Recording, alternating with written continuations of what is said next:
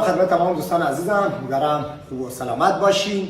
یکی از عضلاتی که بچه‌ها خیلی کمکاری میشه روش و معمولا افراد بعد از یه مدت زمانی که از تمریناتشون میگذره عدم تناسب تو خودشون میبینن و این عضله معمولا آخر تمرین میشه اکثرا و زمانی هم که تمرین میشه یا مثلا 3 تا 15 تا 3 تا 30 تا به همین شکل میزنن و تمرین میکنن.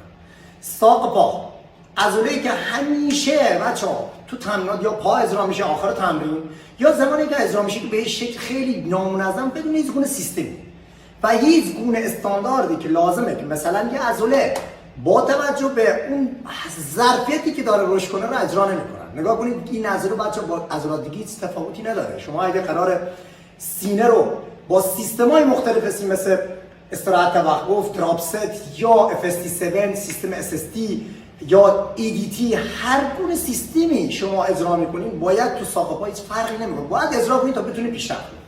قبل از اینکه بریم روی پستمون در مورد ساق نشسته به سیستمی که قرار اجرا کنم صحبت کنم، میخوام یه توصیه‌های کوچیک رو براتون یادآوری کنم که میتونه کمکتون کنه. یک، اگر عضله ساق ضعیفی دارین بذارین اول تمرین تو اجرا کنید و میتونین جدا کنین از تمرین 4 سر و پشت پا به روزی بالاتنه. مثلا اگه سینه قوی دارین قبل از تمرین روز سینه اجرا کنین که انرژی بیشتری داشته باشین و ستای کاملی رو اجرا کنین. دو، ستی که قراره برای اجرا کنین بین 16 تا 24 ست که حداقل حداکثرش با توجه به سابقه شماست. سه، نکته‌ای که خیلی مهمه و من سالها تجربهش کردم بچه‌ها، زمانی که ساق میزنی سعی کنین پاورینه بزنید. ساق زمانی که پاورین میزنی شما اون کششی که میدین و اون پنجه که میزنیم که خوب انقباض ایجاد کنیم تو عضله نسبت به زمانی که شما کتونی تو پاتونه یا کفش پاتونه انجام نمیشه، ولی شما تو ساق نشسته ساقو زمانی که پاورین میزنی خیلی بهتر میتونین انقباض ایجاد کنیم. بریم سراغ ساق نشسته و سیستم BFR. سیستم BFR یه سیستمیه بچه‌ها شما محدود کردن خون در یک ناحیه است. تو تمرینات ساق پا 4 سر و بازو کاربرد داره. دیدین که بازو رو با کش میبندن یا 4 سر رو بچه‌ای که با من کار کردن مرتب تو برنامه‌شون بوده 4 سر رو میبندیم یا ساق پا رو یا بازو رو.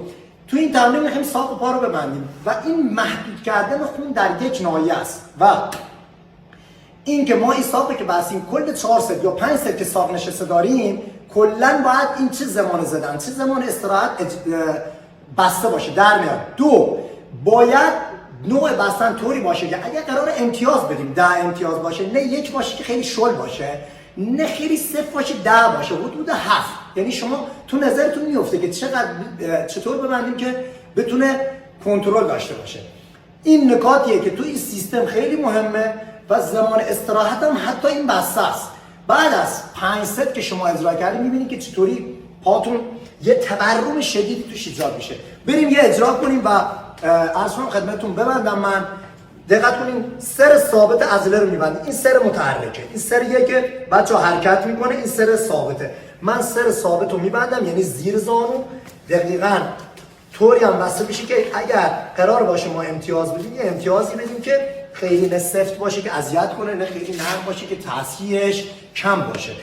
بعد از اینکه بستیم ما قراره هم یک حرکت ساق نشسته رو اجرا کنیم، همین که نحوه زدن حرکت رو من نشونتون بدم که لااقل اگر قراره حرکتی بزنیم حرکت هم سهی بزنیم. ساق نشسته ساقی که هیچ جایگزینی نداره. یعنی شما تو برای دو قلو شما زمانی دو قلو میخواید درگیر کنین، اگه هاگ نداشتین میتونید با اسید بزنید، با ساق پرسی بزنید، با هر حرکتی که خواستین ساق کمکی میتونید بزنید. ولی ساق نشسته از حرکتیه که دو قلو رو درگیر میکنه و از نعلی رو درگیر میکنه و اگر ساق ضعیفی دارین و کوتاه و باریکی بهترین حرکت میشه ساق نشسته. چرا؟ چون شما ضخامت نعلیای زیاد بشه ساق بزرگتر نشون داده میشه.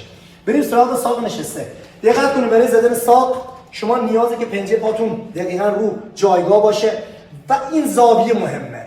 اگر خیلی رفتین داخل این زاویه شکستگیش زیاد میشه، تو زمان کشش هیچ گونه فشاری رو حس نمی‌کنیم. پس شما این وضعیت ساق نسبت به پشت پا باید 90 درجه باشه و شروع کنین حرکت اجرا کنیم. و اجرای حرکت به این سبکشه شما زمانی که پنجه میزنین تا نهایتی که جا دارین انقباض ایجاد کنین، مکس کوتاه بعد آروم برگشت.